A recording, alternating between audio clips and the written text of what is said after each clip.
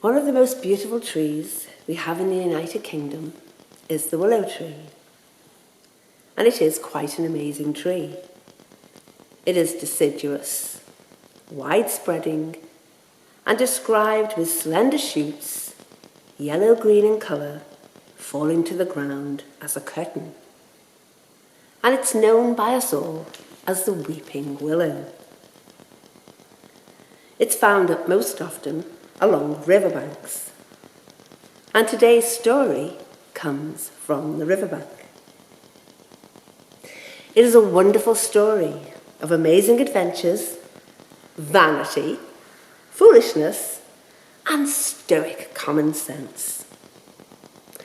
And as you can see, we have some characters here to help us. And here is a few lines from the famous book. The mole had been working very hard all of the morning, spring cleaning his little home. First with brooms, then with dusters, and then on ladders and steps and chairs, with a brush and a pail of whitewash, till he had dust in his throat and his eyes, and splashes of whitewash all over his black fur, and an aching back and weary arms. Spring was moving in the air above and in the earth below and around him, penetrating even his dark and lowly little house, with its spirit of divine discontent and longing. It was small wonder then that he suddenly flung down his brush on the floor. "Bother and blow," he said. "Hang spring cleaning."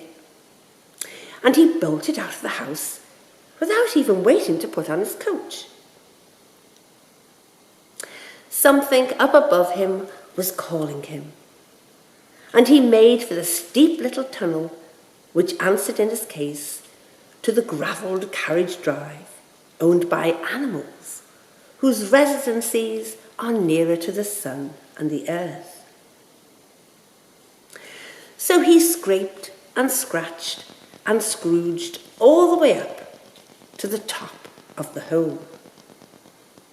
Up we go, he shouted, till at last his snout came out into the sunlight, and he found himself rolling in the warm grass of a great meadow. Now, the author of this story is Kenneth Graham, and he was born in Edinburgh in 1859 on March the 8th. However, he spent most of his childhood living with his relatives in Berkshire. His mother died at 5 years old, and his father, apparently unable to cope with her death and also caring for his children, left them with the relatives and went to live from France. Now, Kenneth Graham thrived in Berkshire, and as a young boy developed an abiding love for the English countryside, and especially for the upper reaches of the River Thames, with its lush grey grass and beautiful weeping willows. He loved living with his grandmother in Cookham Dean and attended St. Edward's School there. At the age of 17, he began working in the Bank of England as a clerk. He was a very clever and hard-working boy. He used his initiative to do things he could see needed doing, without waiting to be told. And this was very much appreciated by his seniors, and he was promoted many times in the bank, eventually holding the position of permanent secretary there. Now, he married Elspeth Thompson in 1899, but it was not a happy marriage. He wrote essays which were published in the National Observer, and many well-liked sketches of childhood, as well as his first book, a collection of essays entitled Pagan Papers. What paganism meant to Graham, however, was in fact no more than his love for the countryside, and he could escape from what he considered sordid humanity. His other love was children, and his first success in 1890 was a book about children. However, we will always remember him as the author of Wind in the Willows, a book very much for children. He wrote the book as a series of bedtime stories for his son, and it was published in 1908.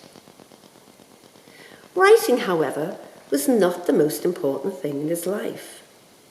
He loved rambling in the countryside. He didn't like much working in the bank, but stuck to it, for there was as much of the timorous mole in him as the outdoors rat and adventurous toad. However, he did retire from the bank in 1907. His book, The Wind in the Willows, with its original audience, his beloved son Alistair, who Kenneth affectionately called Mouse, has been one of the most popular children's books throughout the ages.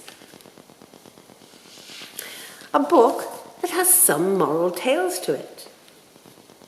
One of the morals of the story is the joy that comes from journeys. Another, and probably the most important, is of friendship. Mole, rat, and badger have a deep friendship and try at all times to help the reckless toad from harming himself with his needless motoring, and indeed from harming anyone else. One famous quote from the book, told to the reckless toad by Mole, is, "Independence is all very well, but we animals never allow our friends to make fools of themselves beyond a certain limit, and that limit you have reached." I wonder how many times we have all wanted to tell friends that maybe what they are doing is foolish for one reason or another, but unlike Mole, have not been brave enough to tell them. So Kenneth Graham was a well-known writer, and another book he wrote was The Reluctant Dragon. Now this he wrote in 1898, and it was originally published as a chapter in his book called Dream Days. Kenneth Graham wrote to celebrate what we would call old-fashioned rural hierarchies, in which landowners cared for their land and their tenants, and everyone knew their place. In The Wind in the Willows, part of Toad's responsibility is the ownership of Toad Hall. However, he needs his friends to help him to understand this, and he needs his friends to help him to know what to do with his tenants. Now, sadly, in 1920, Kenneth Graham's beloved son, Alistair, died, and this was following an accident while a student in Oxford. Graham was overcome by grief, so he returned to Cookham Dean, living quietly by the Thames until his death on the 6th of July, 1932. He is buried in Holywell Cemetery in Oxford. But he left us behind this wonderful book, a great testimony to his love of his son, but a book we can all enjoy, no matter what our age.